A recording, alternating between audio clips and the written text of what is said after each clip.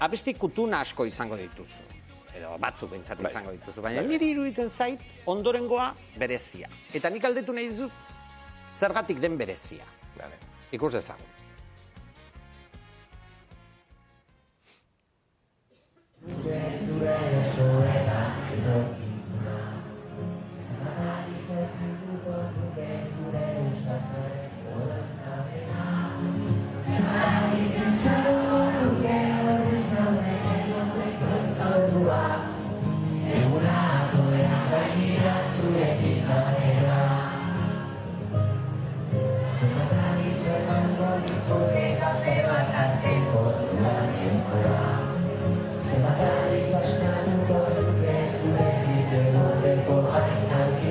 Hau entzun eta ja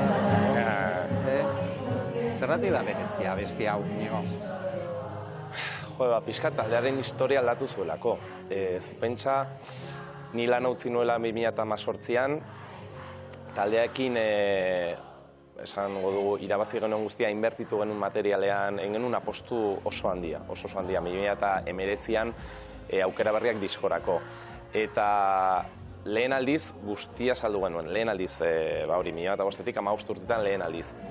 Eta lehenengo kontzertua eman, eta pandemia etorri zen, ez? Eta orduan, pentsa, hasiera batean, salako, ez, aretoko kontzertuak, baina ikusi nuen ere uda bertan bera gelditzen ari zela, pentsa ere profesionalki olako apostu bat egin eta gero, bakizu zer da, ingenieri izatetik eta zure bizitzaia enkaminatuta izatea, plaza fijoa, dena utzi musikara dedikatzeko eta dena bertan bera etorri zen pandemiakin, hor oso gaizki pasatu nuen, izan ziren 3 aste nahiko txar, eta hortik, gorroto hartatik, lortu nuen ez dakit nola,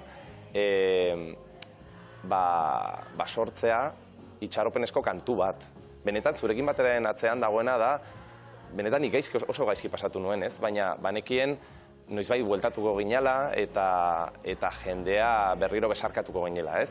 Eta orduan, hori izan zen 8 egunetan egindako kantua, inoiz egin dudan kanturik azkarrena, eta lortu genuen gaina bideoklipa grabatzea legalki, baina justo aste horretan irekizien eta aterazan momentuan. Izan zen ekainean, justo kalera atea ginenean, eta inoiz ez dugu izan olako erantzun bat abesti batekin. Karo, konturatu gabe, hori jendearen bihotzak ukitu genituen, eta gaur egun gehien entzuten den ETS-ren kantua da. Esango nuke, hemendik 30 urtetara, ikusiko dugu, ez? Baina 8 urteko ume batek ezagutuko duen kantu bat, eta zeki polita da, ez? Lortzea hori musikarekin. Eta unkigarri. Bai. Eta unkigarria bada hau... Ne amonarena, ez? Ez, me cago, Amona, abuela maitea, jarri. Como solo tú sabes hacer, paremos el tiempo esta vez en nuestra mirada. Ay, qué bien. Amona, abuela maitea. Berezia da. Bai, gainera hor jarri zuen bideoa, horre erderaz dago kantua. Ez dugu atera erderaz. Kontatu mesedez, hor, erderaz egiten duzu, gero euskaraz... Atera genuen, bai, berez kantua euskaraz, bai. Batzutan kontatu izan dut, ez, baina hor nire amonaekin harreman estua izan dut, 30 urtetan edo, bai, 25-30 urtetan egunero berarekin bazkaltzen nuen, nire etxera etortzen zen bazkaltzera, eta azkeneko urtetan bera, hil zan 98 urterekin, eta azkeneko urtean ja ikusi genuen bera bakarri bizi izan etxean, eta justu erresidentze batera eraman zuten, hil baino urte bete lehenago.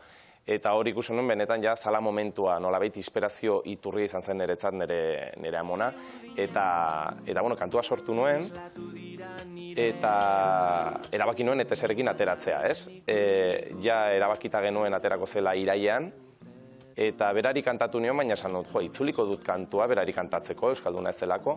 Nintzen erresidentziara, kantatu nion kantua, grabatu genuen, nire amak grabatutako bideoa da, eta hortik 3 astetara hilabete batera hil zen. Eta gero kantua kaleratu genuen.